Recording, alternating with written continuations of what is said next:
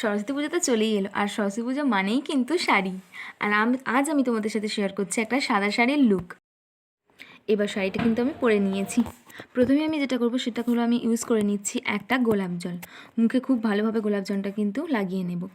এরপর আমি ব্যবহার করছি একটা প্রাইমারটা কিন্তু খুব অল্প পরিমাণে লাগাবো। আর আমি মেকআপ করছি আজ খুব অল্প জিনিস দিয়ে। এরপর একেবারে চলে গেছি আমি ফাউন্ডেশনটা খুব ভালোভাবে মুখে লাগিয়ে নিচ্ছি এবং ব্লেন্ড করে নেবো। বেশ অনেকক্ষণ ধরে কিন্তু ব্লেন্ডটা করতে হবে। ভালো করে ব্লেন্ড করে নিচ্ছি। এরপর কম্প্যাক্ট দিয়ে পুরো মেকআপটাকে আমি সেট করে নিচ্ছি। আই মেকআপটা কিন্তু আমি অফ ক্যামেরাতেই করে রেখেছিলাম। আর ডিপ একটা পিঙ্ক কালারের লিপস্টিক আমি লাগিয়ে নিচ্ছি ঠোঁটে। খুব কিন্তু গোলাপি এটা। চুলে কিন্তু আমি কোনো স্টাইল করিনি, এমনি নর্মালভাবে খুলে রেখেছিলাম। তারপর যেহেতু আমি সাদা শাড়ি পরেছি তাই তার সাথে ম্যাচিং করে এই পুঁথির সাদা হারটা পরে নিলাম।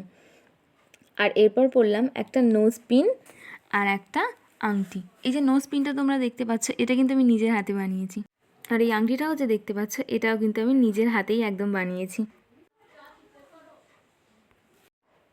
এবং এই সাদা শাড়ির সাথে ম্যাচ করে দুটো সাদা গোলাপও আমি লাগিয়ে নিলাম। কেমন লাগছে তোমরা অবশ্যই জানিও। শেষে এসে আমার মনে পড়লো যে আমি টিপ পরতেই ভুলে গেছি, তাই সাদা ছোট্ট একটা পাথরের টিপ আমি পরে নিলাম।